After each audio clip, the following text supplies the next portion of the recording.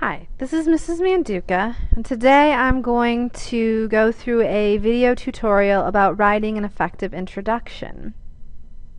First, we're going to start with an activity.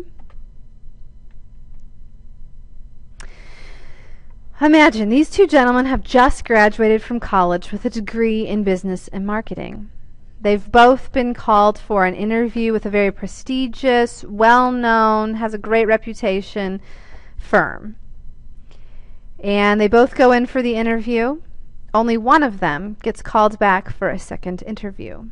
So I'd like you to turn and talk with a partner, and then you can discuss as a class if your teacher would like which one of these two gentlemen got called back for the second interview and why you think they got called back for the second interview.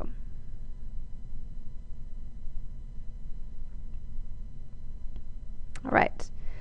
So in discussing with your class, you probably said that the man on the right was called back for a second interview, and you probably talked a little bit about how he was dressed and the way he carried himself.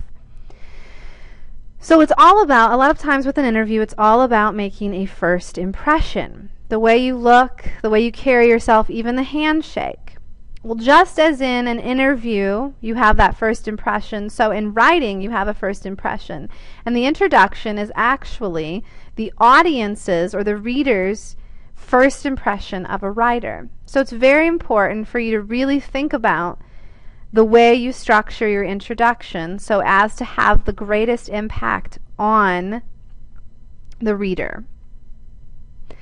So in preparing for your introduction, think about your subject, audience, and purpose. And these three items should guide the way you choose to structure your introduction, what tone you take, the language you use, as well as what type of introduction it is. Well, despite your subject, audience, and purpose, all introductions should try to accomplish the following objectives. 1, define the topic and say why it matters. 2, you want to indicate your method of approach to the topic and giving background information or context as necessary, especially if you're talking about a topic that involves terminology that the audience may not be as familiar with. Then you also want to offer the working thesis or hypothesis that the paper develops. I do want to point out that not all introductions are one paragraph. Sometimes it takes a little longer to get to or to introduce the topic. So just keep that in mind as you're thinking about your introduction. Now, I'm listing 4 common ways many people write an introduction, the way they begin it. These are not exclusive. There are multiple ways that you could start your paper, but these are just 4 of the common ways. So the first one is to challenge a commonly held view. So for instance, if you're writing about legalization of marijuana and you say that most people say that legalizing marijuana would have this impact on society, but actually the research shows this. So you're kind of challenging what most people assume about that topic. And what this does is it helps to get the reader's attention because you're kind of challenging the notions that they hold about something, and hopefully they'll want to keep reading in order to kind of discover, well, how you're going to make an argument about this. Another way to begin your introduction is with a definition. This would be defining terms that pertain to your argument. So for instance, if you are writing a paper about education and the traditional model versus another model of education, it would be helpful in your introduction to really define what's the definition of education you're using and what does traditional look like versus the other type of education you're talking about. Now you want to avoid dictionary.com definitions. So according to Merriam-Webster, love is this, because that just becomes too trite or too cute. A third way that you could begin is to lead with the second best example.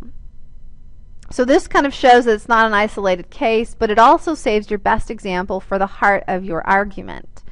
So if you're doing a paper about how the drug cartels in Mexico are having a damaging impact on the Mexican society. In order to demonstrate that damage, to give examples, you might want to save that best example for the heart of the argument, but give another example in the beginning to kind of demonstrate the damage that it's having.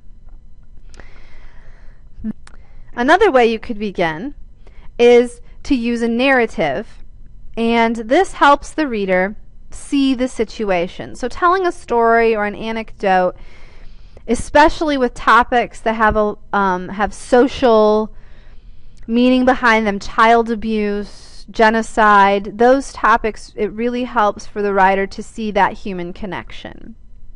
You don't want to overdo it, because again, it just turns the reader away and they don't want to keep reading, especially if it's too horrific or it's too cutesy or too entertaining. They won't take you as seriously as you want them to. All right. So what I'm going to do now is I have 4 different introductions, and they're not full, complete introductions for each one, because some of them were longer, and I don't want to take up a lot of time.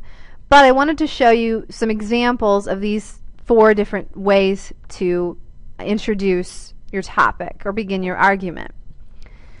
So for each one, I just want you to get out a piece of paper and number 1 through 4 on that paper.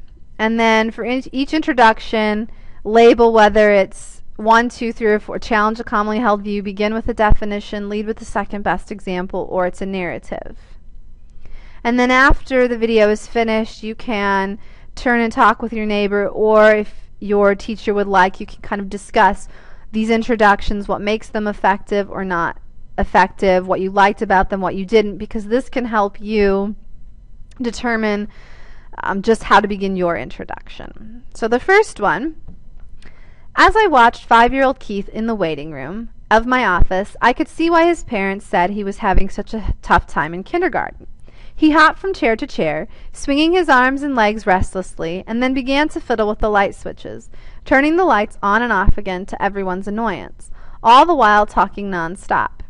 When his mother encouraged him to join a group of other children busy in the playroom, Keith butted into a game that was already in progress and took over, causing the other children to complain of his bossiness and drift away to other activities.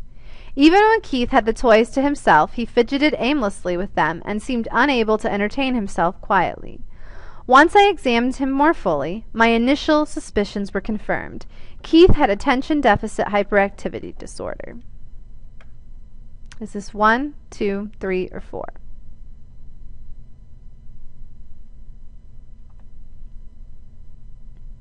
Second one. When the Supreme Court overturned the Communications Decency Act, CDA, last summer, its decision seemed to put to rest much of the controversy over Internet free speech.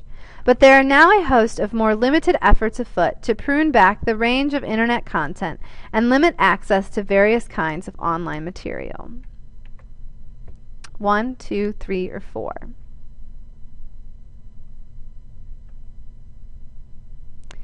My first victim was a woman, white, well-dressed, probably in her late 20s. I came upon her late one evening on a deserted street in Hyde Park, a relatively affluent neighborhood in an otherwise mean, impoverished section of Chicago. As I swung onto the avenue behind her, there seemed to be a discreet, uninflammatory distance between us. Not so. She cast back a worried glance. To her, the youngish black man, a broad 6 feet 2 inches, with a beard and billowing hair, both hands shoved into the pockets of a bulky military jacket, seemed menacingly close. After a few more quick glimpses, she picked up her pace and was soon running in earnest. Within seconds, she disappeared into a cross street. 1, 2, 3, or 4. Ships at a distance have every man's wish on board. For some, they come in with the tide. For others, they sail forever on the horizon, never out of sight, never landing until the watcher turns his eye away in resignation, his dreams mocked by death, by time. That is the life of men. Now women forget all those things they don't want to remember, and remember everything they don't want to forget. The dream is the truth. Then they act and do things accordingly. 1, 2, 3, or 4. Alright, I have two quick things before I end this video. First one, remember that while you want to engage the audience, you want to avoid overdoing it and becoming too entertaining or cute. Because again, this turns away the audience and they don't take you seriously or want to continue reading what you have to say. And the second thing is that an introduction is the audience's first impression of your work. So make sure that your introduction fits with your subject, audience, and purpose so it's the most effective.